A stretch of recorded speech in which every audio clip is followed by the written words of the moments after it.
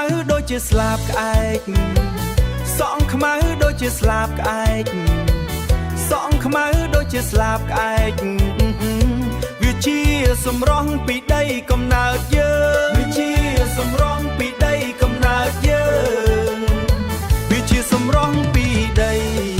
ហេតុអ្វីក៏អូនចង់បដូរវា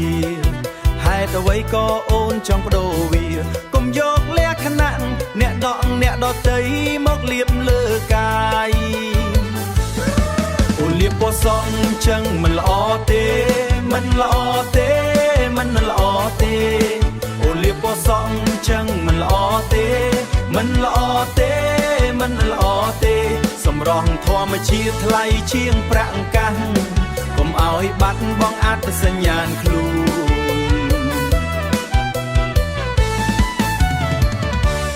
មើលទៅដីស្រែដែលយើងធ្លាប់ដើរមើលទៅដីស្រែដែលយើងធ្លាប់ដើរមើលទៅដីស្រែដែលយើងធ្លាប់ដើរពណ៌ខ្មៅនៃដីពណ៌ខ្មៅនៃសក់ពណ៌ខ្មៅនៃសក់ពណ៌ខ្មៅនៃសក់កុំយកថ្នាំគីមីមកបាំងបិទ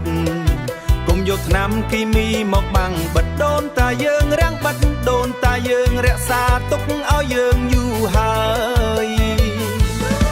អូនលៀបពណ៌សក់ចឹងមិនល្អទេមិនល្អទេមិនល្អទេ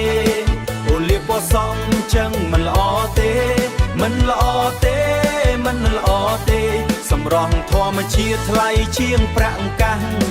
កុំឲ្យបាត់បង់អត្តសញ្ញាណខ្លួន